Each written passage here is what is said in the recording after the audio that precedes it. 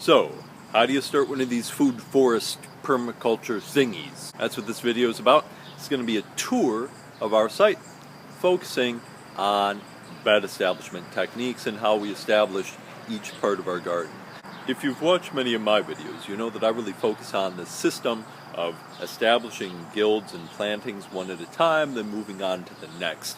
That way, you're not redoing your labor every year by having to till or set up new beds or anything like that. You got perennial cover all over, and then you just plug in your annuals here and there where you want them. You're done. So let's look around and see how it was that we started various garden beds here. The first behind me here is a guild with apricots and pears, and it's one of the ones that's worked the best in our garden. It's really filled with food. There are actually about 40 species of edible things in there now, which is kind of cool. So this guild was established primarily through sheet mulching, although we did actually dig swales into it. So right along here you can see this was actually swale that we dug, a mini swale, and it is connected to the rain barrel that's just over there, and you can actually see right here a little underground trench that we did that routes water from about a quarter to really this one takes about water from half of the house, and it all flows into the swale here. It has fed this massive apricot tree that has been one of the most successful trees in our garden. So we dug and flipped that over, creating a berm and a swale. Filled the swale with compost and wood chips, largely, and then even planted right into that swale, into the wood chips. But then the areas behind the swales we just covered with cardboard, and then whatever organic matter we had around. At the guild on the other side here of the garden, which also has an apricot and a pear, was done in exactly the same way. So the next set of guilds here is a plum guild. It's been a pretty nice plum in our garden, and it's surrounded by lots of perennial vegetables, lots of perennial alliums. You can see a peony flowering in there. When we planted them, we thought that was just to be beautiful, but actually it's a great fortress plant and mulch maker plant. It really holds its own against weeds just with minimal mulching, and then produces tons of biomass, and every year it dies back and adds that to help fertilize the soil around it. So the Plum Guild itself was started by sheet mulching, but then you can tell we're on a slope here. So in our garden, this is one of the places where a lot of our main intensive beds were started with an initial dig. They've only been dug one time, but one of the other things we wanted to do was create swale-like patterns in our garden to catch and infiltrate all of the water that was falling on it. So we could have done that by using cardboard and importing some soil or something like that, but instead we wanted to just use what we had. So we basically made mini swales out of all of our beds. They're all essentially designed like rain gardens that grow food. You can actually kind of see in to this bed here and see how it's shaped like a rain garden. And then the guild here, we've actually harvested out some of our perennials for the season and planted in peas, and now we're doing squash. We'll probably add in beans late in the season. Along the front here is one of our major plucking gardens. This main path through is one of our major thoroughfares in the garden. So we've planted it out with a lot of greens that we eat. This gives a great shot into one of the paths in our garden bed, so you can see how we have mulched swales, and then we have berms that we've planted into. These are largely perennials this season, and then so they're kind of on a light rotation this year. Next year we'll harvest some more of those perennials and plant it in with annuals. So here you can see that process of harvesting out perennials and adding in annuals. Here's a place where we've harvested a bunch of onions and spring greens, things like that. You can see some poppies that we love germinating there. And this is our main tomato bed. So we've planted in a bunch of tomatoes where I've harvested other things, chopped and dropped the parts that we didn't use so that we would have mulch. And we leave some of the perennial plants to provide biodiversity and ecosystem services to the tomatoes as they grow. We're just going to thin things out, cut things back just enough to give those tomatoes the room that they need to thrive over the course of the season. They're growing in this just badass soil mix that's been maintained by perennials and roots and constant chop and drop, so they're going to grow like mofos. So now we're down in the part of the garden that we call our field here. It's basically very small, so it's a test field. So this area was never dug or tilled. It's simply something where we've used slash mulch, we've grown out the grass, slashed the vegetation, and then directly planted into the slash pile. So you cut the grass, put it in piles, plant directly into that. The problem is, if you consider it a problem, that kind of treatment really encourages a proliferation of biodiversity. So now we have all of these other cool plants that have just kind of taken off in here. Some of those we've tried to plant a little bit to add some beauty and biodiversity, and they've really spread. And other things have just shown up on their own.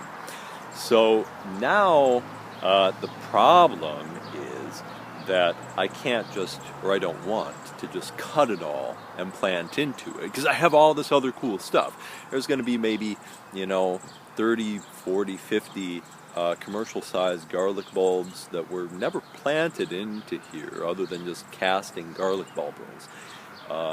So those are looking fantastic, and there are a bunch of other things too that I just don't want to cut. So now this part of the garden has become, it's transitioned, starting as a field, it's transitioned to be another garden system, much like the rest of our garden.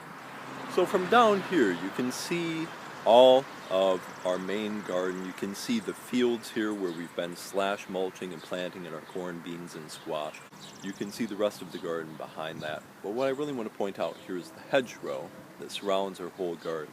So the way that was established was by that system of just planting into existing vegetation, which at the time was lawn. So we planted in, we used very dense plantings, and then just enriched it as we went. Now we have this very diverse polyculture mixed hedgerow. So here's another area of our garden with a fifth kind of establishment method. We had a very steep slope here. It was a pain to mow. There were a few places where those were real pain. In the front yard, we actually sheet mulched some of those. Back here, we kind of used a mix of swaling and just digging down a little bit to get some of our hugelkulturs buried. But then these were largely kind of hugel swales. You see some trees planted kind of into the front of those to kind of hold them still. Those are pretty much just there for the roots to keep the logs from rolling away. But and you can also see these were pretty large, and hugels subside over time. So what we have here now is some pretty darn good soil, but there's not a whole lot of our initial planting, but there's a lot of really interesting stuff. We primarily grew strawberries in here in the first year because I have seen them do really well on hugels. So in our region, so I wanted to do something that I knew would work and that had a proven efficacy for it, so I planted strawberries largely. Now it's gone through a system of transition. There's an Asian pear in there. There's still a bunch of strawberries here and there, lemon mint, some other neat things that have kind of taken over, and they're doing their own thing. Maybe at some point we'll redo this and get some higher productivity out of this area with these hugels. But otherwise, there's, it's low productivity, low number of harvested plants per square foot overall, but I'm literally doing no work except harvesting from this area right now. For a backyard, the main productivity is nursery stock. Looks like a pretty unusual nursery, I'm sure. But, so again, up here we have beds that were kind of mini hugels.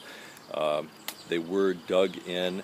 They've subsided a lot over time, and that's fine. Now we're left with some really great soil for these nursery plants to grow. Just moving to see another view of the garden back here. So again, tree crops of any kind were just planted right in to the existing vegetation, which at the time was pretty much nothing. You look at this now, this actually looks quite like a dense natural forest. But when we moved in at this time of the year, you can see all the way back to the parking lot behind us. And a lot of this was actually kind of like sand with sparse vegetation, mostly violets and sparse grasses, because there was a lot of erosion from traffic from people and wildlife coming through. And it's on a hill with very sandy, eroded soils. So basically what we had was sandbox sand. And so the way we established a lot of the guilds through here was we did plant in the trees that we wanted in tree crops, which include persimmons and pawpaws and gumi and honeyberries and blackberries and black raspberries and elderberries and serviceberries and currants and gooseberries. We have a quince back in here, a few nice semi-wild types of cherry, and probably a bunch of other tree crops. Like I said, in this area, if looking at this whole back garden area, there's probably close to 200 species of plants. So there are a couple of little round beds in this area around our pond, which was established with cat litter. These were sheep mulched. Real easy, because they're just tiny little things to sheet mulch. Groundnut's an interesting plant because it's coming up all over. You see the leaves right in here. It really likes to move around the garden. We actually planted the original ones way back against this tree, and since then it's spread out, and there are little groundnuts coming up all over the place around here. So these beds, this guild, is one of my favorite guilds in our whole garden. It looks really wild now, but it's got an extremely productive gumi plant. There are maybe 24 varieties of perennial vegetables in here. There's been lovage and asparagus are the big ones. Lots of wild alliums, more Apios americana, more groundnut. But the main plantings were a gumi berry, cherry, a quince, and a willow. There was supposed to be a tune tree. We really tried hard to get that to establish here, and it's just really failed to thrive in our climate. So we're going to have to figure out something else to go there. Over on this side, we have a neat elderberry that I'm growing primarily for nursery stock, and that's the main part of this guild, but it's also got a lot of asparagus. It basically is an imitation of some of the places where I like to forage asparagus, knowing that it grows very well in those kinds of ecologies elsewhere. I was hoping that it would do just as well here.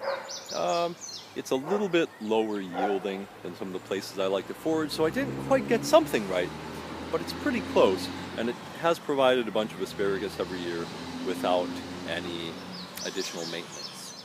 When we moved in, this area of the garden, which is now a kind of eastern woodland patch of plants, which includes a lot of the eastern woodland crops, Claytonia virginica, ostrich fern, ramps, Solomon seal, May apple, pawpaws, gooseberries and currants that are native kinds, American high bush cranberry, elderberry, and then a variety of native herbs that come in later. There's also a few things like Turkish rocket that I quite like that are just being allowed to stay in here too.